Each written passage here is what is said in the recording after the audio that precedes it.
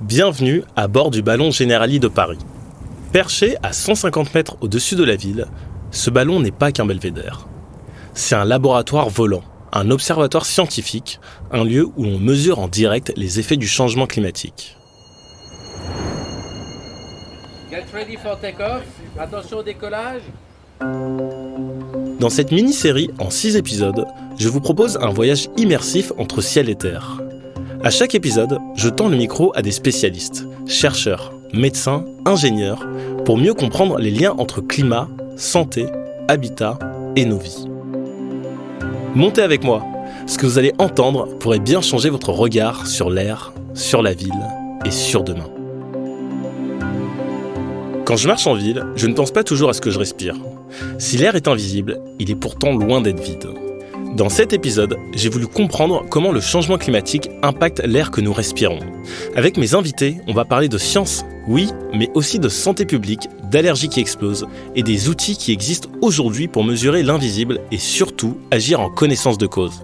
Vous allez voir, prendre un peu de hauteur change tout sur notre perception de la pollution et sur les solutions qu'on peut mettre en place. Bonjour Jean-Baptiste. Bonjour. Ravi de te recevoir dans ce podcast.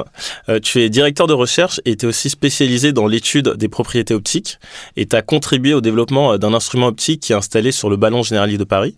En quoi, pour toi, c'est important de prendre de la hauteur avec le ballon pour comprendre la pollution de l'air alors qu'on pourrait faire ça sur le sol ? Avec cet instrument, en fait, on va compter les particules et on va même identifier leur nature. Il y a bien sûr pas mal d'instruments au sol, mais le problème qui se pose, c'est comment ces particules sont transportées à l'horizontale, mais aussi à la verticale. Comment, à partir d'une source, on va retrouver ou pas ces particules à des centaines de mètres ou des kilomètres plus loin. Donc pour ça, on a vraiment besoin de comprendre le phénomène de transport vertical. Et ça n'avait jamais été vraiment fait. Alors qu'avec le LOAC au ballon de Paris, ça fait plus de 10 ans qu'on fait ces mesures et on commence à beaucoup mieux comprendre comment les particules de pollution qui sont émises à certains endroits vont pouvoir être transportées à d'autres endroits. Donc c'est un travail scientifique tout à fait inédit et qui a donné lieu à plusieurs publications. Ok. Et donc, tu travailles sur les propriétés optiques des particules atmosphériques. Comment la lumière permet d'avoir des informations sur l'air ? Et qu'est-ce que le LOAC voit que d'autres instruments ne voient pas ? Le principe est très simple. Tu as peut-être déjà été dans une pièce noire, il y a du soleil dehors ou un clair de lune et tu as un petit peu de lumière qui passe et tu vois plein de petits points qui brillent dans la pièce. C'est la même chose.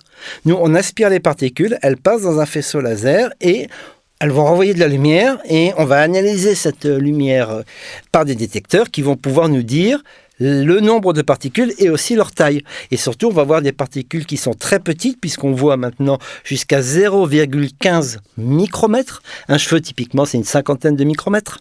Donc, on voit des particules tellement fines qu'on ne peut pas les voir à l'œil nu. Mais on va détecter leur présence lors de ce passage dans le laser. Et vous repérez différents types de particules ou seulement un type ? Alors, on les mesure toutes, mais on est aussi capable de les différencier. On va pouvoir dire si elles sont plutôt carbonées, si elles sont minérales, même si c'est du sel, ou si c'est de l'eau. Et ça va donner une information très importante sur l'origine des particules. Typiquement, si on voit du sel, ça va être en période où on met du sel pour déneiger. Minéral, ça peut être des sables ou des poussières sahariennes transportées, ou une sablière juste à côté, ou d'autres origines. Le carbone, ça va être principalement le trafic. Donc, c'est très important aussi de distinguer la nature des particules. Et on fait aussi les pollens, ce qui est très important, parce qu'il faut les différencier des autres particules, et puis il y a aussi différentes familles de pollen qu'on peut identifier. Ok. Et donc, ça fait plus de 10 ans que le LOAC mesure en continu des particules fines. Qu'est-ce que le LOAC nous a appris au cours de ces 10 dernières années ? On a pu étudier beaucoup de choses. On a vu le cycle annuel, ce qui est relativement bien connu. On va avoir plus de particules fines en hiver, notamment liées au chauffage. On aura plus de pollen en été. Mais on a une grande variabilité d'une année sur l'autre et surtout, on compte. On ne fait pas une mesure de masse. Le nombre va être extrêmement variable et cette variabilité va être liée aux conditions météorologiques, à la nature des différentes sources. C'est très important d'avoir ces comptages et on commence à essayer de travailler aussi sur les tendances. Mais pour voir vraiment des tendances, il faut avoir peut-être près de 20 ans d'études. Donc on commence à s'en approcher et je pense qu'on aura des tendances très prochainement. Et une fois qu'on connaît mieux la pollution, on fait quoi de ces données ? Eh bien, soit on fait des articles scientifiques, et puis souvent ça s'arrête là, soit on essaye aussi d'informer la société civile de ce qu'on a détecté via les médias, via ce qu'on fait aussi aujourd'hui. De temps en temps aussi, on est reçu dans les ministères. Le pouvoir politique est très demandeur, en fait, d'une information scientifique vérifiée. Ça peut, des fois, aider à prendre des décisions pour l'environnement ou aussi apporter une information qui va à l'encontre d'autres lobbies qui, eux, vont évidemment essayer de minimiser le problème de la pollution. Dernière question, une fois qu'on a ces informations, comment concrètement on peut faire pour faire changer les choses ? C'est très long, c'est très compliqué parce que vous allez avoir 2 étapes. Soit vous faites quelque chose une loi, ça prend du temps. Après, à un échelon beaucoup plus lointain, vous pouvez essayer de faire changer les normes. Typiquement, c'est ce qui va se faire à la Commission européenne, mais aussi l'OMS qui a fait des nouvelles normes récemment qui ont tenu compte de toutes les publications scientifiques sur la pollution. Donc c'est comme ça que les choses peuvent évoluer. Puis il y a aussi un devoir d'information auprès des citoyens parce qu'on peut aussi essayer de faire un petit peu évoluer les comportements pour avoir une consommation moins polluante ou des attitudes plus responsables. Super intéressant. Merci beaucoup Jean-Baptiste. Merci. Avec mon second invité, je vais enfin comprendre pourquoi les allergies au pollen explosent et comment mieux informer les personnes concernées en temps réel.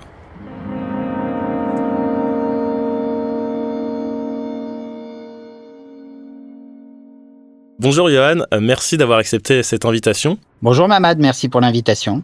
Tu es ingénieur chimiste et cofondateur de Leafy Air, une entreprise spécialisée dans la prévention des allergies au pollen. Aujourd'hui, on remarque que les allergies au pollen explosent et les causes ne sont plus seulement naturelles.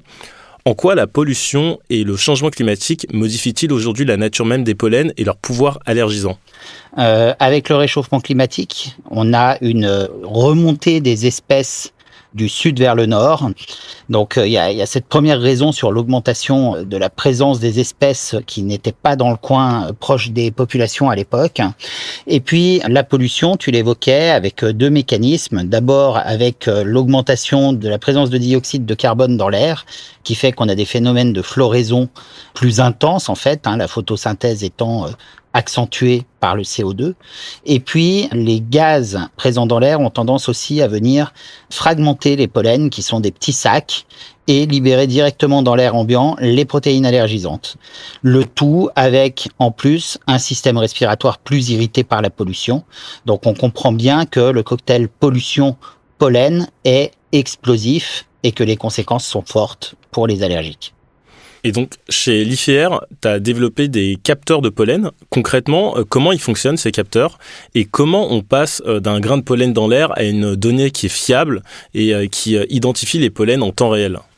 Ce qui se passe, en fait, c'est qu'on travaille sur la diffusion de la lumière par les grains de pollen, qui sont des grains irréguliers. Et donc, on étudie comment la lumière d'un laser est renvoyée par les grains de pollen qui croisent la lumière de ce laser. Et en fait, c'est un système un peu comme un arc-en-ciel, où la goutte d'eau diffuse dans tous les sens de la lumière. Là, les grains de pollen, ils diffusent dans tous les sens aussi de la lumière.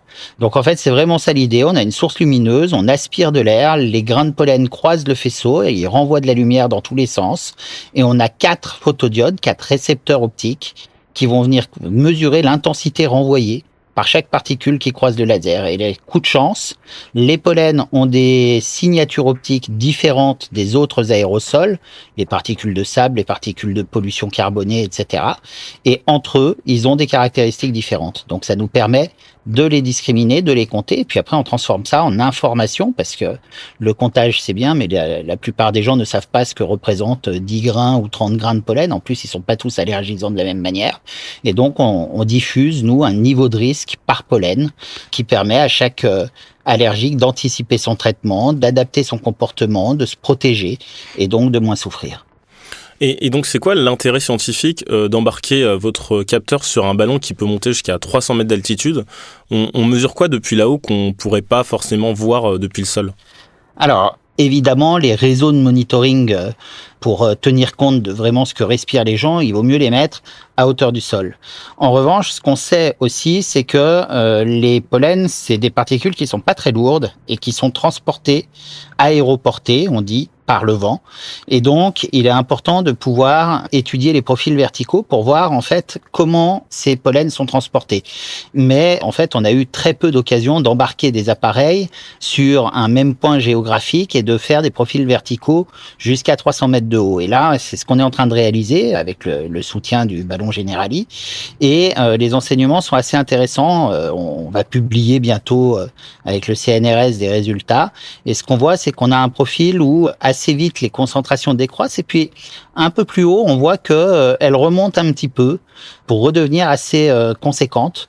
Et donc, on pense que quand on atteint un certain niveau d'altitude, on a à nouveau beaucoup plus de pollen que dans les couches intermédiaires. Et aujourd'hui, l'information pollinique en temps réel, elle est accessible via des applications comme Live Pollen. C'est quoi la prochaine étape? Et est-ce qu'on peut facilement imaginer une médecine ou une ville qui s'adapte automatiquement à ces données? Alors, une ville qui fournit la donnée de manière à ce que les personnes puissent adapter leur comportement et à ce que les médecins puissent adapter leurs préconisations pour aller vers une médecine de ce qu'on appelle la médecine de précision, une médecine personnalisée avec des indications précises, oui. Quand vous avez l'information sur un territoire que, par exemple, en centre-ville, vous avez plus de tel pollen, que vous en avez moins à tel autre endroit et que la personne est allergique à ce pollen spécifique, typiquement, pour prévoir ses activités, elle a intérêt à s'adapter et plutôt aller faire son footing là où il y a moins de pollen. C'est vrai que c'est important pour les médecins pour pouvoir adapter leur traitement et favoriser un diagnostic plus précis, et surtout pour les allergiques pour pouvoir s'adapter. Après, les villes vont pouvoir saisir de l'information parce que si elles identifient des hotspots de telle ou telle espèce, eh bien, elles pourront agir peut-être sur les schémas de verdissement, sur les implantations de nouvelles espèces pour éviter d'accentuer le problème de l'allergie dans tel ou tel quartier avec telle ou telle espèce. Super intéressant. Merci beaucoup, Johan. Avec plaisir. On commence la descente. Ce que je retiens de cet épisode, c'est à quel point l'air que l'on respire est un terrain d'étude complexe mais essentiel. J'ai découvert que l'air se lit comme un livre, à condition d'avoir les bons instruments pour le déchiffrer. Le ballon et le capteur LOAC permettent de visualiser la pollution autrement, en 3D, en altitude et dans le temps. J'ai compris aussi que les pollens ne sont pas juste une affaire de printemps, mais un vrai enjeu de santé publique en pleine mutation avec des outils innovants pour anticiper, prévenir et mieux vivre avec. Mieux comprendre ce qu'on respire, c'est mieux protéger notre santé et adapter nos villes, nos comportements, nos politiques. Et c'est exactement ce que ces travaux scientifiques nous permettent de faire. Je vous donne rendez-vous dans les autres épisodes de Créateurs d'Impact.